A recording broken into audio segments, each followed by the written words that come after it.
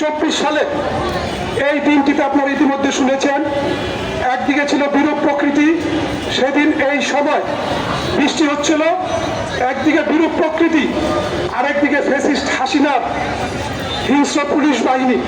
এই দুইটি শক্তির বিরুদ্ধে সেদিন আমাদের ছাত্র সমাজ বুক চিতিয়ে দাঁড়িয়েছিল। তাদেরকে আজকে এই মোমবাতি প্রজ্বলন অনুষ্ঠানে স্মরণ করা হচ্ছে।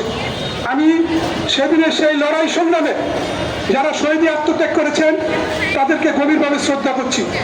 সংগ্রামী বন্ধুগণ, আপনারা ইতিমধ্যে শুনেছেন যে আমাদের এখানে 2018 সালে যে কোটা বিরোধী আন্দোলন শুরু হয়েছিল, সেই আন্দোলনের সাময়িক যে বিজয়, সেই বিজয়কে যখন ছিনিয়ে নেওয়ার চেষ্টা করে 2024 সালে সেই সংগ্রামটি আরেকটি নতুন নামে সেদিন আমাদের সামনে হাজির হয়। সেদিনের সেই আন্দোলনের প্ল্যাটফর্মের নাম ছিল বৈষম্য বিরোধী ছাত্র আন্দোলন। অর্থাৎ 2018 সালের মানুষের মধ্যে যে চেতনা ছিল, সেই চেতনার একটি উল্লম্ফন আমরা 2024 সালে এসে দেখি। সংগ্রামী বন্ধুগণ, 2024 সালের 1 জুলাই আপনারা দেখেছেন এই আন্দোলনের সূত্রপাত হয়েছিল। সেই আন্দোলন চলতে চলতে 7 তারিখ থেকে 14 তারিখ সেই আন্দোলন সারা দেশে ছড়িয়ে পড়ে। 15 তারিখ থেকে 18 তারিখ আপনারা দেখেছেন সারা দেশে এই আন্দোলনের যারা সংগ্রামী অংশ ছিল তাদের সাথে একদিকে হিংস্র পুলিশ, পাশাপাশি ফ্যাসিস্ট হাসিনার পালিত গুন্ডা বান্ডা, তাদের সম্মিলিত সংগ্রাম লড়াইয়ের একটি বাস্তব চিত্র।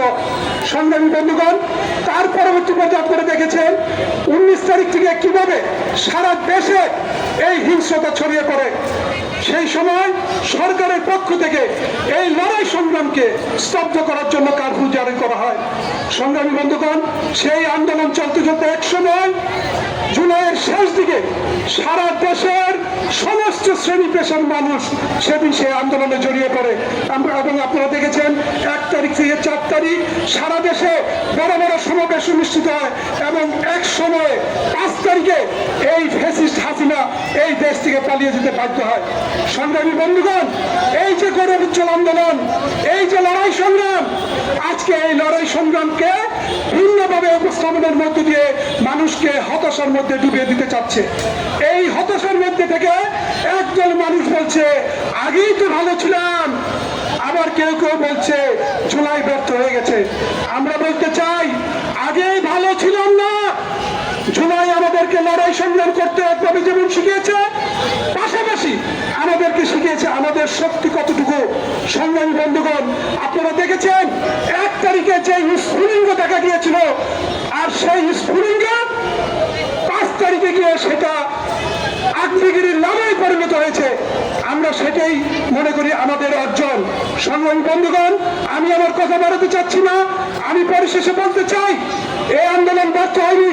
আজকে আপনারা যারা এই যে বর্তমান সরকার এবং সরকারের বাইরে যারা আছে তাদের মধ্যে ক্ষমতার কামড়াকামড়ি থেকে আপনারা যেটা মনে করেছেন যে আন্দোলন ব্যর্থ হয়েছে, আমি বলবো আন্দোলন ব্যর্থ হয়নি। আপনারা দেখেছেন 1947 সালে দেশ বিভাগের পরে এই দেশের মানুষ 52 সালে ভাষা আন্দোলন তৈরি করেছিল।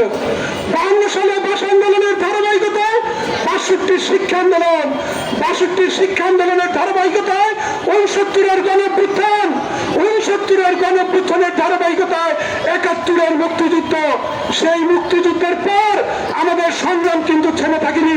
আমরা দেখেছি 83-র 9 ফেব্রুয়ারি জাফর জয়নাল মুজাম্মেল কাঞ্চনের রক্তস্নাত পদ্মে আমরা দেখেছি 90-এর গণঅভ্যুত্থান। সেই 90-এর গণঅভ্যুত্থানের মধ্যে দিয়ে আমরা এক দফার ভিত্তিতে যেমন এরশাদ স্বৈরাচারকে ক্ষমতা থেকে উঠিয়েছিলাম, সেই ধারাবাহিকতায় আমরা 24-এর গণঅভ্যুত্থানের মধ্য দিয়ে ফ্যাসিস্ট হাসিনাকে দেশ থেকে বাধ্য করেছিলাম। কাজে আমরা বলতে চাই, আমরা অগ্নি স্ফুলিঙ্গ থেকে আমরা যে লাভায় পরিণত হয়েছিলাম, সেই লাভাকে আমরা বুকে ধারণ করে আগামী দিনে আমাদের সমাজে যে বৈষম্য এখনো রয়ে গেছে, সেই বৈষম্য আমরা এখনো দূর করতে পারিনি, সেই বৈষম্য বিরোধী সংগ্রাম আমরা সামনের দিকে এগিয়ে নিয়ে যাব।